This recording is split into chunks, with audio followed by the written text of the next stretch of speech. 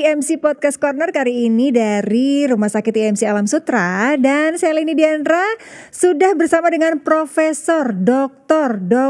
Najib Advani, spesialis anak konsultan jantung ya. Yang hari ini katanya baru habis memberikan ini ya dok ya, seminar ya dok ya untuk para dokter seputaran tentang anak dan juga yang akan kita bahas hari ini ya dok ya. Penyakit Kawasaki. Kawasaki. Tapi bukan merek ya itu. Ini sebuah masalah kesehatan ya pada anak ya Prof ya, yang kita harus tahu banget nih Sobat IMC ya. Oke, penyakit Kawasaki disease ya. Ini sebenarnya apa Prof? Jadi Kawasaki itu Mbak Leni, itu sebenarnya kan kalau orang awam kan banyak nggak tahu. Ikannya motor ini Kawasaki gitu ya. Orang itu mau penyakit jadinya. Jadi kadang yang menemukan itu Dokter Tomisaku Kawasaki. Jadi Kawasaki nama marganya dia gitu. Oke, yang menemukan penyakit ini. Ya, itu guru saya kebetulan. Tapi udah wafat 2 tahun lalu. Jadi penyakit Kawasaki itu adalah suatu penyakit yang pada anak ya, dengan ciri-ciri demam, mata merah keduanya, bibir merah, ruam di badan, dan telapak tangan kaki merah, lehernya ada pembengkakan, bibir lidah merah. Itu gejalanya atau ciri-cirinya. Sepintas kayak penyakit campak ya, orang kan sukanya campak kan. Kalau demam merah orang pikirnya campak dulu. Iya, kan, ya. benar. Iya. Tapi ternyata bukan ya, Prof ya. Oke. Jadi apa bedanya sama campak Prof? Kita membedakannya nih antara Kawasaki sama campak yang memang kayaknya gejalanya kok mirip gitu. Kalau buat dokter yang sudah ahli sih gampang sekali ya. Kalau buat orang awam mungkin mirip ya kan. Orang kan biasanya demam merah campak pokoknya fonisnya gitu. Padahal campak sudah mulai jarang karena vaksin kita udah bagus. Udah jarang campak. Kalau zaman dulu memang banyak sekali campak ya. Jadi bedanya itu kalau campak itu ada batuk pilek yang berat. Nah itu campak. Kalau Kawasaki biasanya nggak ada batuk pileknya. Jadi satu yang membedakan. Kedua, kalau campak itu kalau dia sembuh, dia tuh jadi timbul hitam-hitam bekasnya. Kalau Kawasaki merahnya langsung hilang gitu. Dan beda, kalau campak tidak kena ke jantung, kalau Kawasaki bisa kena ke jantung, pembuluh darah koronernya. Itu kita tahu kan itulah sebenarnya. Dan ini biasa nyerang balita ya Kawasaki ini.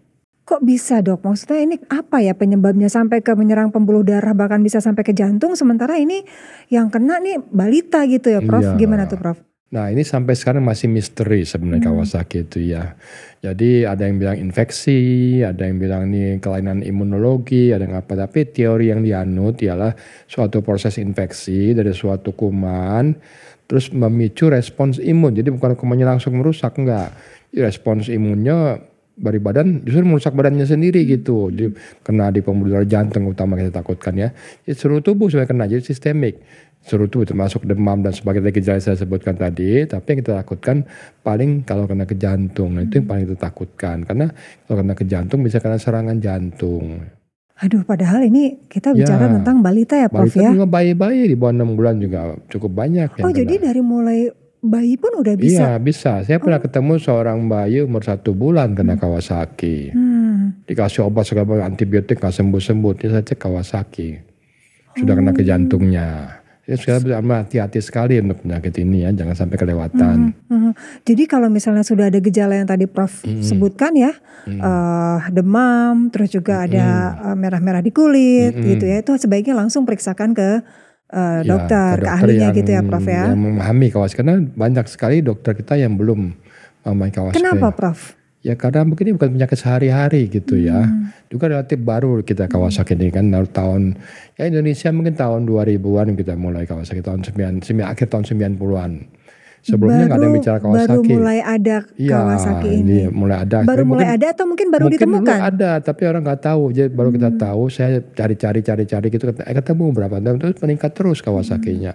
Dulu orang bilang Indonesia nggak ada Kawasaki. Saya bukan tidak ada, karena tidak ditemukan gitu ya. Seperti kita punya barang hilang, nggak ada, bukan nggak ada, emang nggak ketemu aja itu barang. Ya. Ini kan namanya nama penemunya, kemudian juga nama penyakitnya kan berbau-bau Jepang ya, Prof ya. Apakah memang pertama kalinya ditemukan di Jepang, Prof? Memang, dia menemukan Dr. Tomisaku Kawasaki, dokter anak di Jepang.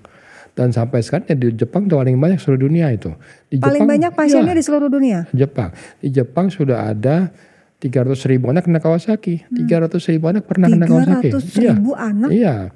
Penyakit ini ditemukan tahun 67 dari itu. Jadi tahun 67 sampai sekarang kira-kira kan ya 60 tahun ya hampir ya. Itu udah 300.000 anak ketemunya. Indonesia gimana Prof? Indonesia tidak ada data, tapi saya sih udah menangani sekitar 2.000 kasus gitu ya.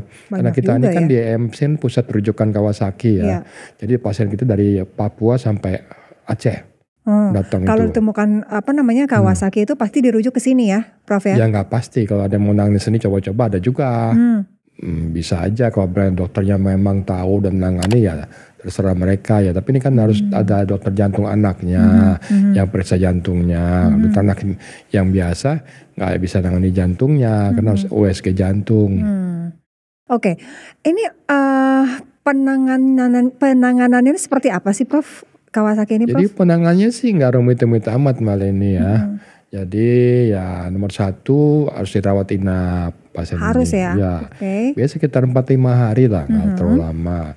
Kedua ya pasang infus tentunya ya. Ketiga harus periksa darah, ronsen, EKG, dan yang paling penting ialah USG jantung atau ekokardiografi.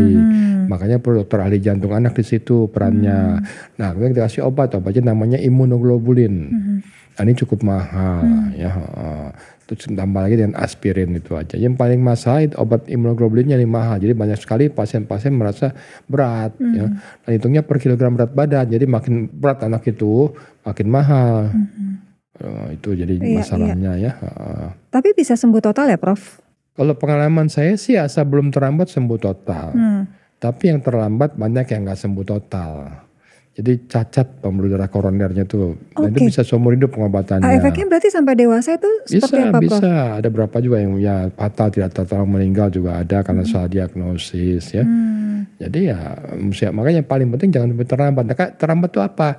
Jangan lebih dari 10 hari demamnya. Kalau ideal hari ke-5, ke-6, ke-7 itu paling ideal. Datang kita obatin biasanya 99% sembuh.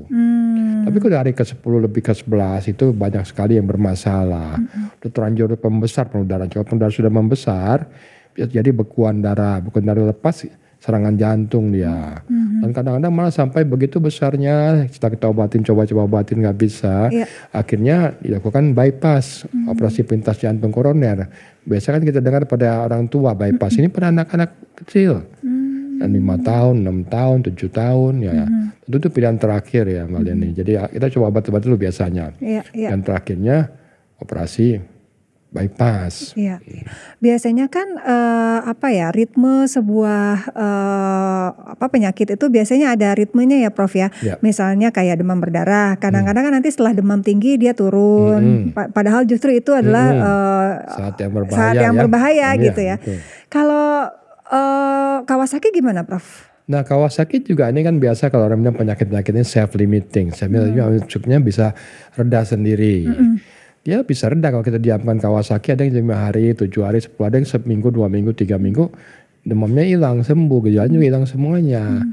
Tapi jantungnya rusak. Nah jadi orang kan merasa tenang, udah alhamdulillah nih udah gak demam lagi, gak apa-apa lagi. Tapi justru itu yang kita lakukan, bahaya jantungnya itu. Memang tidak semua Kawasaki kena ke jantung ya. Yang maksimum 30-40% lah kalau gak diobatin. 30-40% kalau gak diobatin bisa lari ke jantung. Jantung, pembuluh darah koronernya dia melebar, namanya aneurisma koroner itu. Kalau diobatin asal tepat waktu, biasa sih hampir ya semuanya sembuh bagus lah, hampir semuanya gitu ya, pengalaman saya gitu ya. Tapi mereka yang terlambat ya hampir semuanya juga bermasalah gitu. Nah mengingat ini dia larinya bisa ke jantung nih Prof.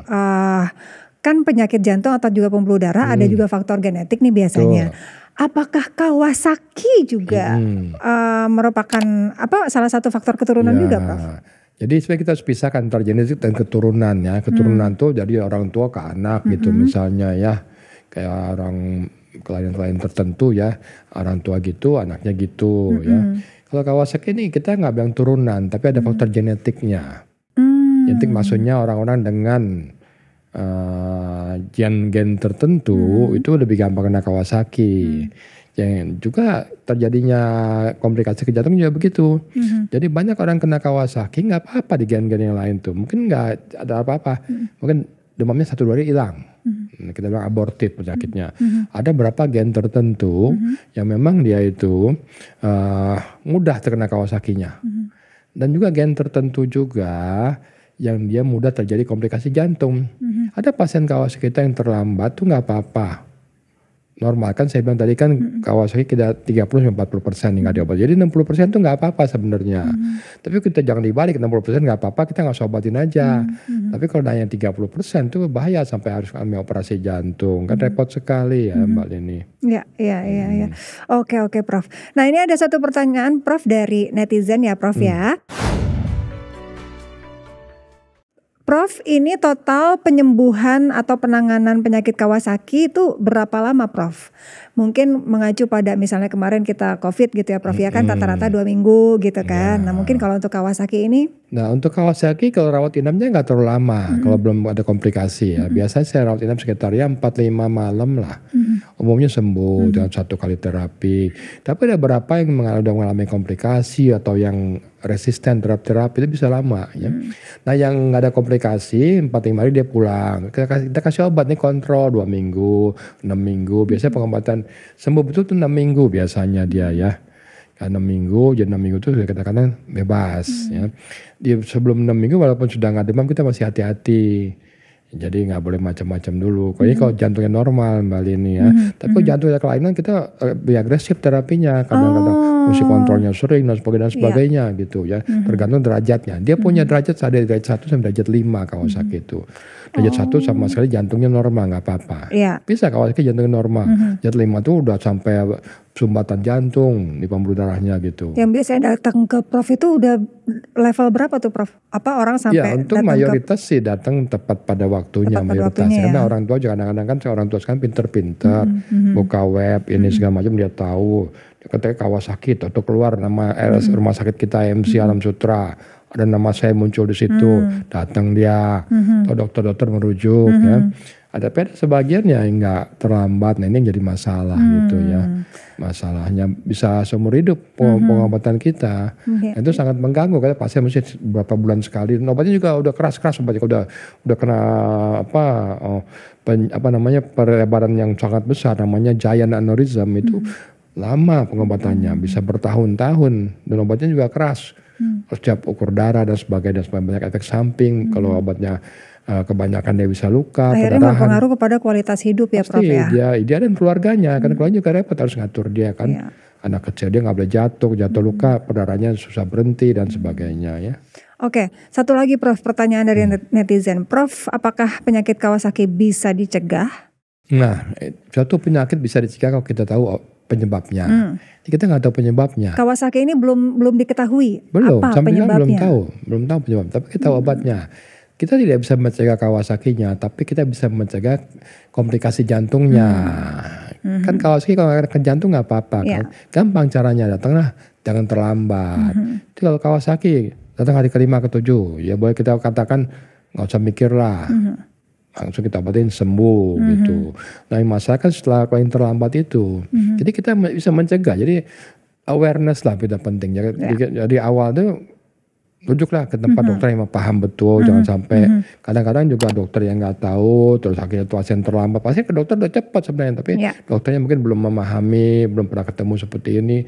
Jadi dokter menduga penyakit ini dan itu, jadi akhirnya terlambat.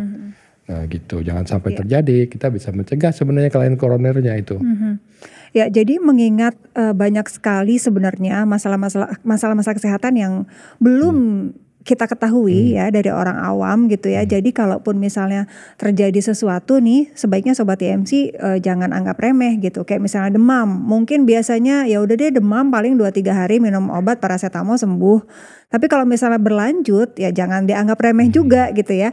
Harus segera dibawa ke rumah sakit, dibawa ke ahlinya. Apalagi nih sekarang misalnya Sobat TMC udah tahu nih ada yang namanya penyakit Kawasaki.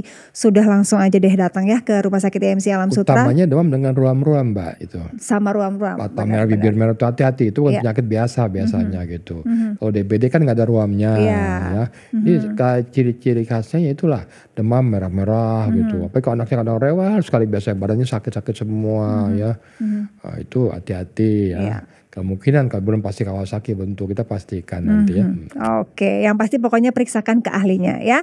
Oke, Profesor Dr. Najib Advani, spesialis anak konsultan jantung ini ada di Rumah Sakit IMC Alam Sutera. Dan kalau pengen tahu nih Sobat IMC jadwalnya, jangan lupa untuk download mobile apps IM Care ya. Karena di sana Sobat IMC bisa lihat langsung jadwalnya dokter, terus mau daftar juga bisa, mau cek medical history kita juga bisa, lengkap pokoknya hanya dari handphone aja. Oke, terima kasih banyak dokter sudah meluangkan waktu di tengah kesibukannya. Terima kasih. Mudah-mudahan edukasi yang dokter berikan ya secara offline maupun online juga bisa bermanfaat ya buat entah itu masyarakat atau juga dokter-dokter lainnya ya dok ya. Amin. Oke, baiklah itulah tadi IMC Podcast Corner bareng saya Leni Diandra. Sampai jumpa.